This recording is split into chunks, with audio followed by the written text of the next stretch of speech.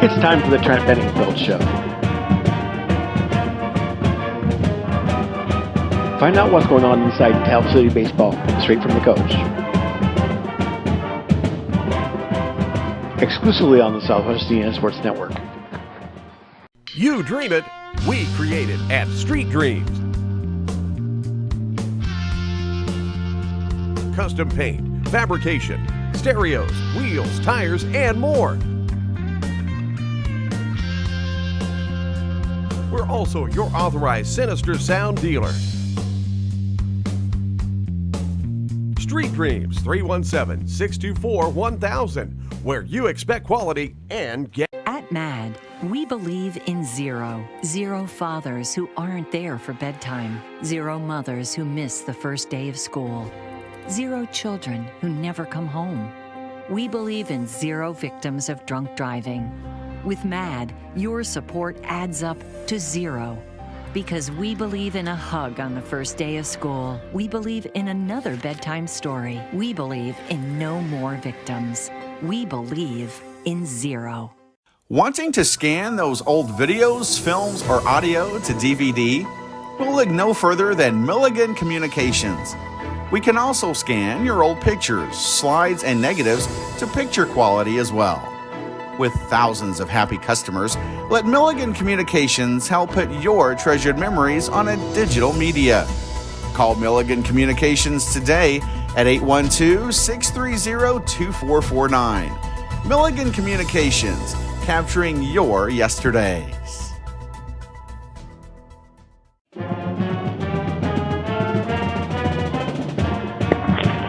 Hello and welcome to this week's Trent Benningfield Show. And Coach, last week you played 3 games, Heritage Hills, North Posey, and Perry Central. And why don't you recap those games for us? So Tuesday we played at Heritage Hills, and they beat us 12-2. We got off to a 2-0 start in the first inning. We were hitting the ball really well. And then those pitchers made a lot of adjustments. They started throwing a lot of off-speed pitches to start batters off, and our guys never really made an adjustment at the plate. We were taking the curveballs, the first pitch curveballs right down the middle, and they were able to get ahead and kind of dictate the count. So their pitchers did a really, really good job. Did a good job of mixing pitches and keeping us off balance, and we could never really recover from that. And then they took advantage of a few of our errors defensively to give them a lead, and they never looked back and they kept attacking and ended up finishing us off in innings 12-2. And then Wednesday, we watched the film from that night. I got a lot of things fixed. I felt like we talked a lot about it. We talked about a lot of different things and fixed nothing mechanically as much, just doing things the right way, hustling in and off the field, throwing the ball around the infield quickly, having a sense of authority.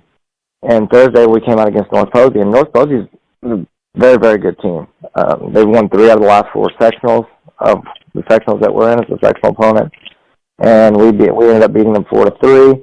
They were in control most of the game, 3-1. They were up 3-1 for most of the game, and when we put up 3 in the top of the 6th, our guys battled back and kept fighting, and that was the best game by far we played all year. We were clean defensively. Our pitchers threw strikes and gave us a chance to win, and then we waited for our chance to strike, and then we had our opportunity in the 6th inning and scored 3 runs in the 6th, ended up winning 4-3.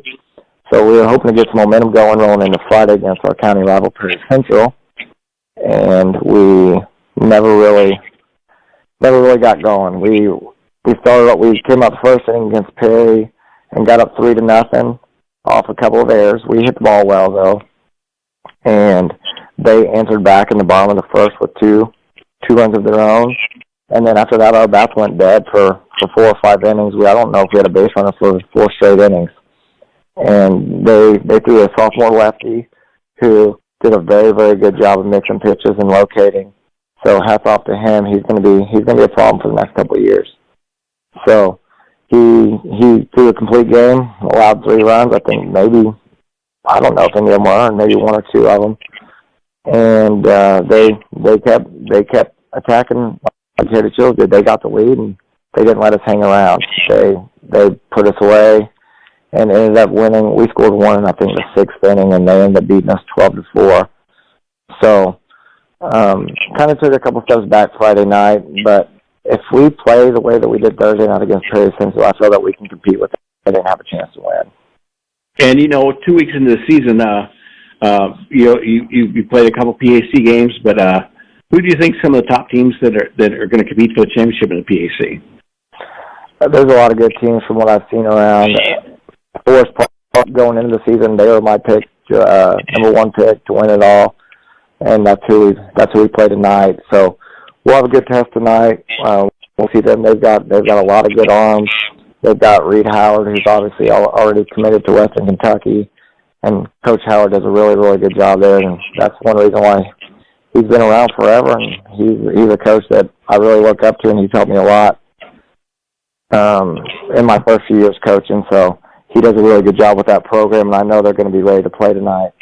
And then another team, I know Gibson Southern has played really well. They're one of the top teams. Forest Park beat them, I think, last week. So Gibson's got a loss. Forest Park lost to Southridge early on, who I thought Southridge was going to be pretty young this year, but from what I've seen so far, they've been playing pretty well. And then North Posey's another top team. So there's a lot of good teams in our conference that anything can happen on any given night. But if I were to guess right now, I would say Forest Park's probably the favorite. So basically, baseball is going to be a lot like basketball and football in the PAC. There's no nights off. Exactly. I mean, especially with us being a little bit younger this year, if we take any nights off against our conference opponents, then it's going to be an early night. We're going to get run ruled and be done in 5 innings and go home unsatisfied. But I feel if we show up and play, that we can compete with anybody, and we do the little things right. We've been talking a lot about doing the little things, being down and ready, getting a good secondary, just stuff that we can control. Errors are going to happen, strikeouts are going to happen, but we can always control our effort and our energy. And if we do those two things, then we'll be able to compete with anybody. You're listening to the Trent Benningfield Show on the South Michigan Sports Network, powered by Miller Gosper Communications. We'll be right back. At MAD, we believe in zero. 0 fathers who aren't there for bedtime. 0 mothers who miss the first day of school. 0 children who never come home. We believe in 0 victims of drunk driving. With MAD, your support adds up to 0. Because we believe in a hug on the first day of school. We believe in another bedtime story. We believe in no more victims. We believe in 0. Wanting to scan those old videos, films, or audio to DVD? We'll look no further than Milligan Communications. We can also scan your old pictures, slides, and negatives to picture quality as well. With thousands of happy customers, let Milligan Communications help put your treasured memories on a digital media. Call Milligan Communications today at 812-630-2449. Milligan Communications, capturing your yesterdays. Becoming a licensed sports official is a great way to make a positive difference in the community and support the over 160,000 Indiana student athletes that participate across 22 IHSAA sports. Sports officiating allows you to stay connected to the game, become a role model for our young student athletes, earn extra money, and support the patrons and communities of our IHSAA member schools. To learn more about becoming a licensed IHSAA official, log on to ihsaa.org/officials today. And welcome back to the Trent Benningfield Show. And we're joined by pitching coach of the Tell City Marksmen, Malin Webb. You might know him also as the head football coach. I'm sure you probably watched the Malin Webb show. But right now he's just a pitching coach. Not just the pitching coach. That's a very important position. Yeah, absolutely. I've been coaching baseball for 4 years now. Well, really, technically only 3, since one of those was a COVID year and our season got canceled. But, essentially 3 seasons. This will be my 4th full one. And, I've been on as a pitching coach. And occasionally I'll have to coach first base. And, I just get to work daily with pitchers and bullpens and flat grounds and pitch calling and all of that. And, it's been fun. It's been a lot different than football, but I enjoy it too, because I get to be around football players during the springtime, the ones that play baseball as well. So, it's been great to work with Coach Benningfield. He's actually also my wide receivers coach for football. So, we're basically together year round, which is fun. But, during baseball season, the tides are turned, and, he gets to tell me what to do. And, I think, baseball-wise, he's got a really good program going. We've got a lot of young kids playing varsity right now, and I'm eager to see where the program is here in 2 to 3 years. And as pitching coach, how do you manage your pitchers to be in a season like this?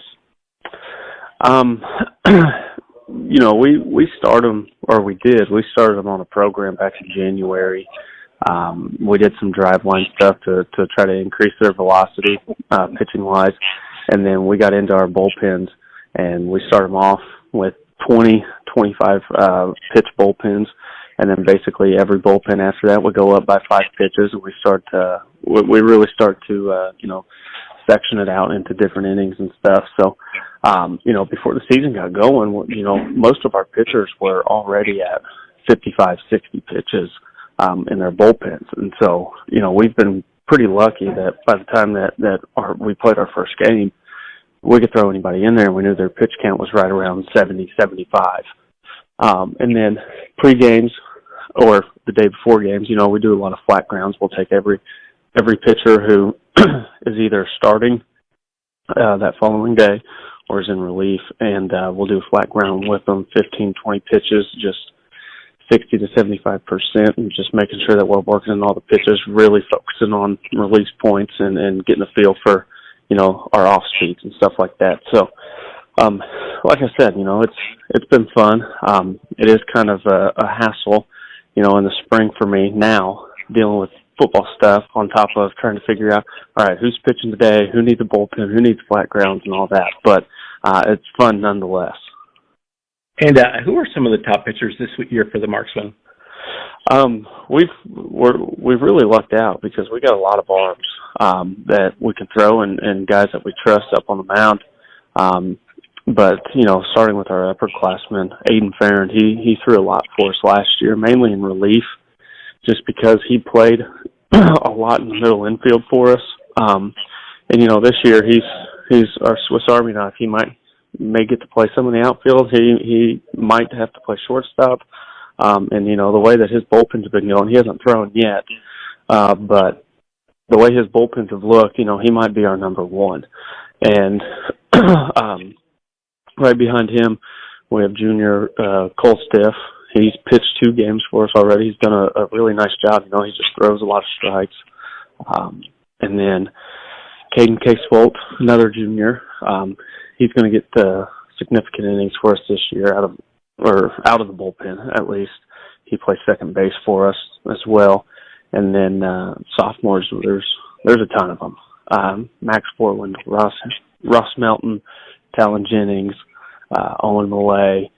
We've got a lot of guys. And then also other seniors I forgot to mention, which, this past Tuesday we beat North Posey, and we threw Tice DuPont and Alex Stiff, which are 2 seniors, and they did a very, very nice job. And, most of our guys, we're not going to overwhelm anybody. We're just going to go up there, we're going to throw strikes, and we're going to play defense behind them, and hopefully, get enough hits and score enough runs to win a ball game. And so, it's a collective effort on the mound every single night that we play. And, if one guy doesn't have his best stuff that night, then, they're always on a short leash because we've got plenty of guys in the bullpen that we can bring in that we know are going to throw strikes as well. So now, switching hats to football for just a minute. I do know you've been working on the Hall of Fame. Where are you at on that?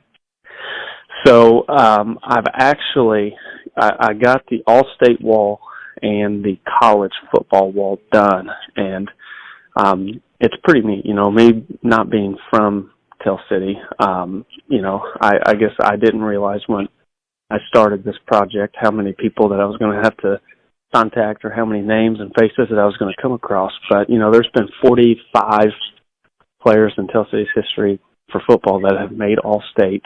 And then there has been 56 that have gone on to play college football from Tell City. And a lot of those names, which is pretty neat, a lot of those names on the college and All-State walls are names that, if you know anything about Southern Indiana football, you probably know some of these guys who I had no idea that they were from Tell City. And, to name a few, that's Ron Rogie, Joe Jingleball.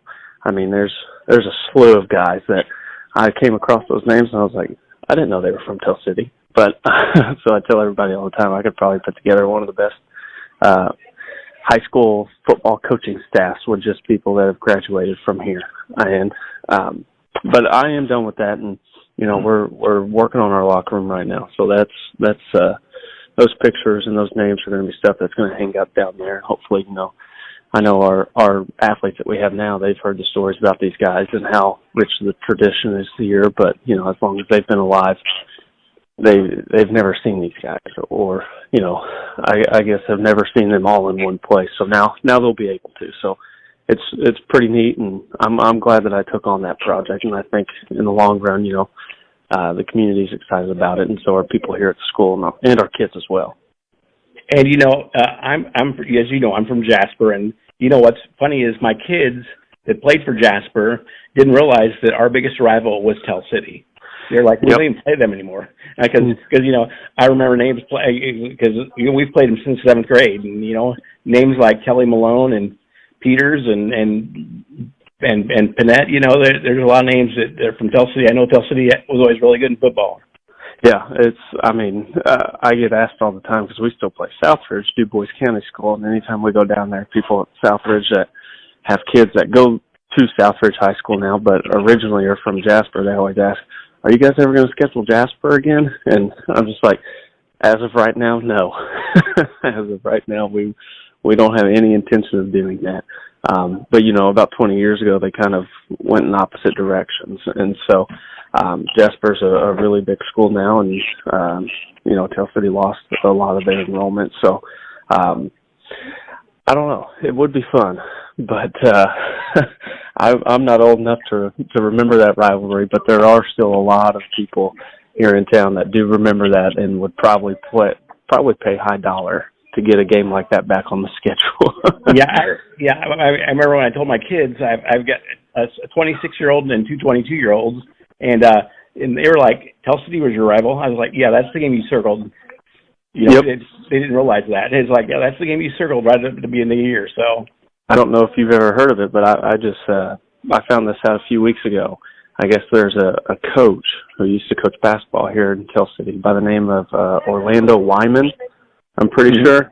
And on his tombstone, on his grave, it says, I'd rather be here than Jasper. So that's how big that rivalry was. Oh, yeah, it's a very big rivalry. So. Yeah. Well, Malin, good luck, and we'll talk to you next fall. Thank you. I appreciate it, Joe. You're listening to the Benningfield Show on the Southwest Indiana Sports Network, powered by Milligan Bros for Communications. We'll be back right after these messages for our sponsors.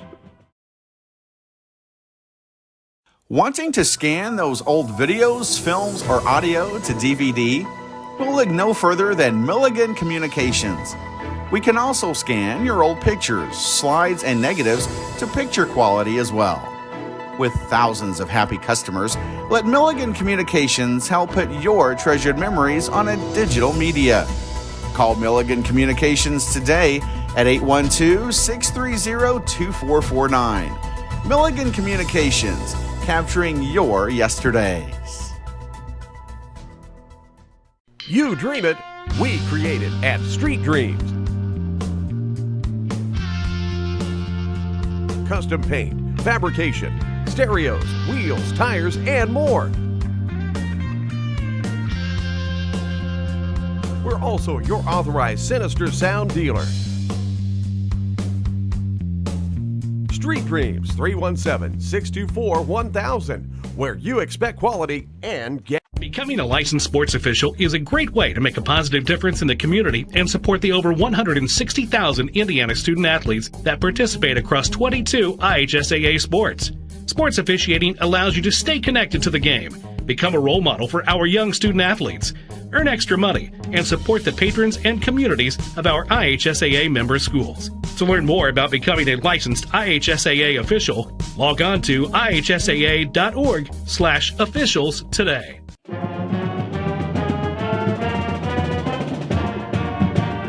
Going back to the Trent Benningfield show, Coach,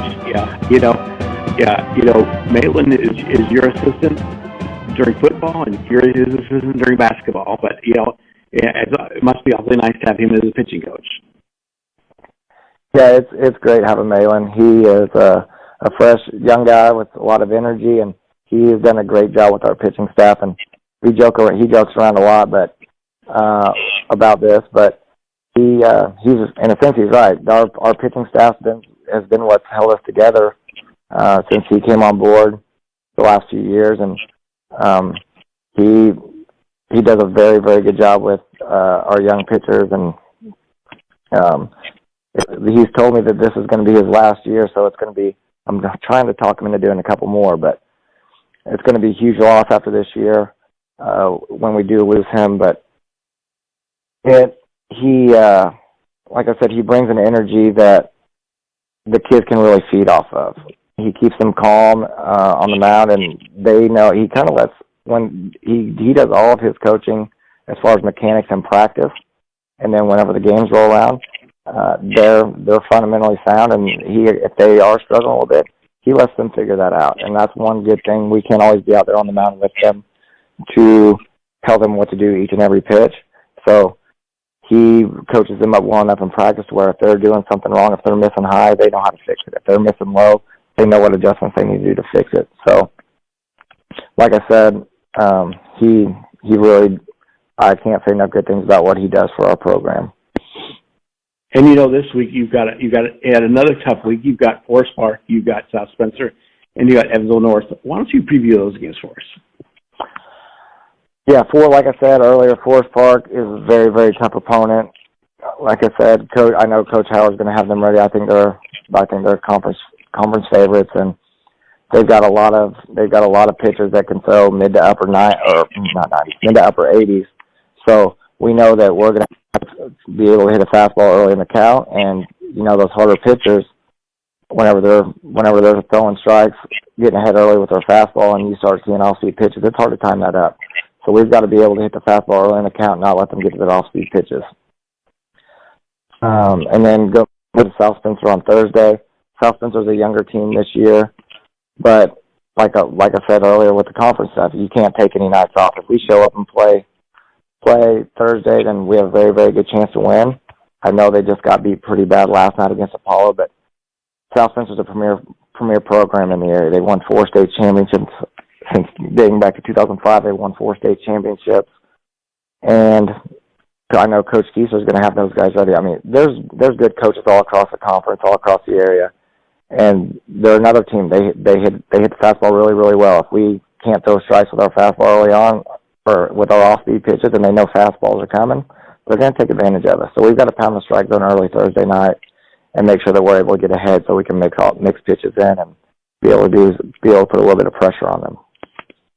And then Saturday we play at Evansville North, or home against Evansville North, and that's probably the toughest team on our schedule, right there with Ford Central, 2 4A powerhouses. And once again, Jeremy Jones over there he's been coaching for a long time, and he does a really, really good job.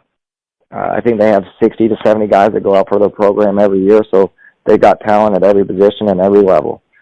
So that's another game we're going to have to be fundamentally sound, do the little things that we're asking the kids to do, and hopefully we can come out of there with a win as well. But that's not going to be any easy task. Top 10 in 4A, and they're seeing, with them being in the SIAC, they're seeing split conference arms 2 or 3 times a week. They're seeing good arms, so we're going to have to be able to mix pitches and play sound fundamentally, and hopefully be able to do some bunts, hit and run, steals. We're going to put pressure on. We can't sit back and let those guys dictate the game. If we do that, then we're going to be in for a long day. Well, Coach, good luck this week. I appreciate it. I appreciate you having me. And you've been listening to the Trent Benningfield Show on the Southwest Indiana Sports Network, powered by Money Bros for Communications. We'll see you next week.